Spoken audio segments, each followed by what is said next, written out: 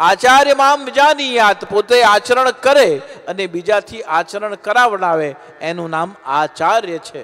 શિક્ષક, ગુરુ, આચાર્ય, આ ત્રણેયમાં શું અંતર છે? શિક્ષક આપણને જીવન જીવવા માટે આજીવિકાનો માર્ગ બતાવે છે. ગુરુ આપણને મુક્તિ સુધીની યાત્રા કેવી રીતે પ્રાપ્ત કરવી અને આ સંસારના સર્જનનું કારણ શું છે એ બતાવે છે. જ્યારે આચાર્ય સ્વયં તમે કેવું આચરણ કરશો, અમે કરીએ છીએ એવું આચરણ તમે કરો, એનું નામ આચાર્ય છે. આપ સેવા કરે શીખવે.